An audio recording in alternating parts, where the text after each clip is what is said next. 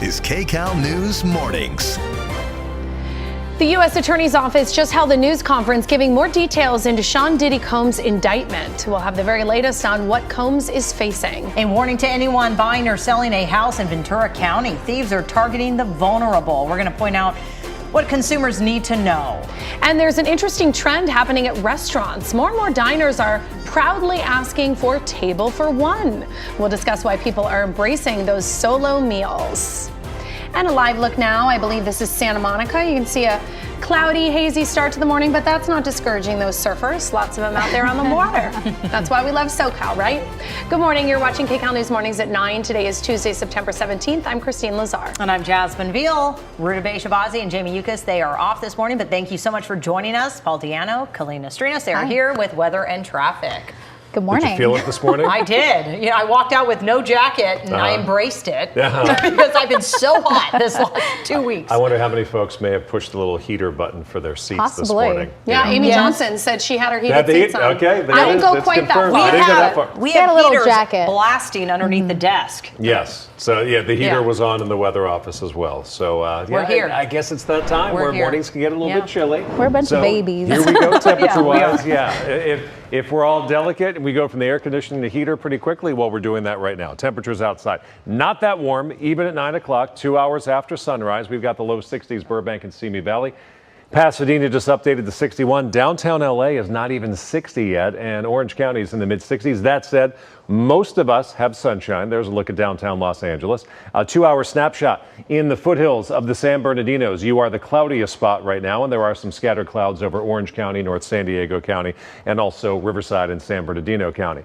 10 straight warmer than average days, followed by now 7 straight cooler than average days, which will continue likely through Friday before we warm up again this weekend. Temperatures today, this afternoon, mid to upper 70s. That's well below average, but really comfortable. Pasadena 75, downtown Los Angeles 76, Riverside 76, Palmdale only 79, and Camarillo 73 degrees. Sunny and cool. We have a rain chance happening this week. We also have a chance that we're going to be right back into the heat by this weekend. We'll talk about both coming up right now. Talking traffic with Kalina. Good morning. Hi, good morning. So let's get you out the door because I have good news. That 91 dump truck crash that I've been watching for hours finally cleared up. It was westbound at the 710. Lanes now open. That backup, though, almost off the 5 freeway. Continuing westbound will take you about 46 minutes just to go 9 miles. Now, your alternate route, the 105, has an issue now, so it's not a best option to get around the 91. It's a motorcycle crash westbound 105 past Wilmington. The carpool lane is blocked off there. That'll take you almost an hour between the 605 and the 405 this morning.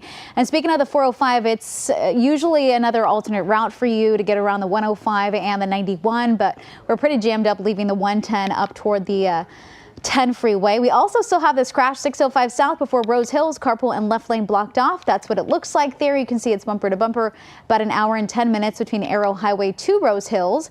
And here's a look at the Inland Empire. So we have lots of areas that have improved, including the 2, 10, 10, and 60 heading westbound off the 15.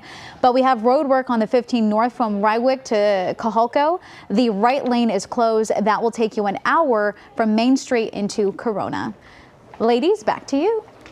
Kalina, thank you. Breaking news, the indictment against Sean Diddy Combs has just been spelled out by the U.S. Attorney of the Southern District of New York. Yeah, the music mogul faces several charges, including sex trafficking and racketeering for creating an alleged criminal enterprise to satisfy his sexual desires. We have Kcal News reporter Tina Patel joining us to dive more into this 14-page indictment.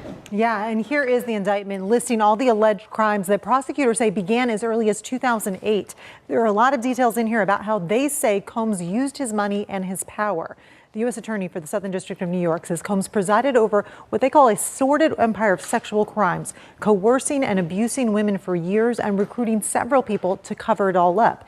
Now, this indictment says the artist would induce female victims and male sex workers into drugged-up, days-long parties that they called freak-offs that Combs sometimes ran and sometimes video recorded. During the raids at his homes back in March, agents confiscated weapons, ammunition, drugs, more than 1,000 bottles of baby oil.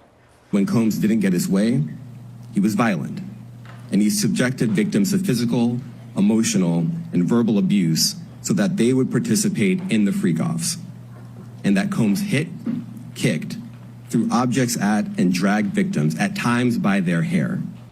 Now, the U.S. Attorney also mentioned this incident at a Century City hotel back in 2016 that reinforces that allegation. We know this video is hard for some to watch. It shows Combs kicking and hitting singer Cassie Ventura, his ex-girlfriend. When this video was released earlier, Combs quickly settled a lawsuit that she had filed against him. He confessed to wrongdoing, and he promised to never do it again.